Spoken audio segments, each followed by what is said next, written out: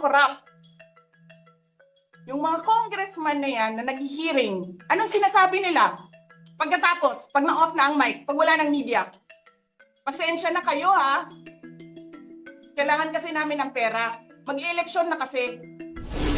Pakisabi kay Sara ha, hindi ko naman gusto tong ginagawa ko eh. Hindi mo pala gusto ginagawa mo eh. Bakit mo sinisira pangalan ko? Joel Chua. Tinanong ko, nagsinungaling ba siya nung sinabi niya?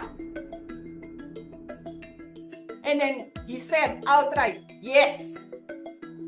It's either he did not know what he was talking about, but so incompetent, or he was lying through his teeth to get the votes of people. Ninyong lahat, Martin Romualdez, Lisa Marcos, Bongbong Marcos. Lisa Marcos, naalala mo, nagpadala ka sa akin ng video? Sinabihan mo ako saan kukunin ang pera. Send me written instructions about money. Millions a month.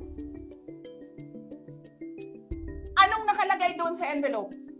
DepEd. Anong ginawa ko? Binigay ko sa DepEd. Wala ka nga yung posisyon sa gobyerno, namimigay ka ng pera ng gobyerno eh.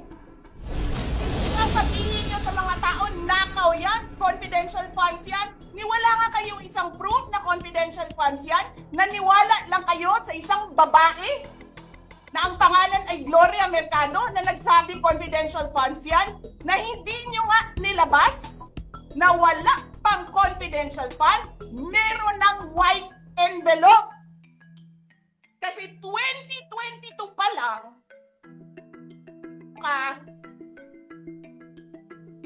may utos na ng pera sa DepEd. Tapos kami yung nagsisinungaling. Nagpipigil ako eh.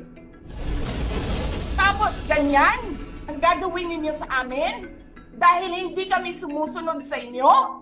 Presidente ka, may speaker ka na involved sa bribery ng Supreme Court justices. May video, may kaso, may witnesses. Hindi mo tinanggal yung speaker mo. Pinabayaan mo siya abusuhin ang pera ng bayan. Hindi pa kayo nakakita ng kalaban na tulad ko.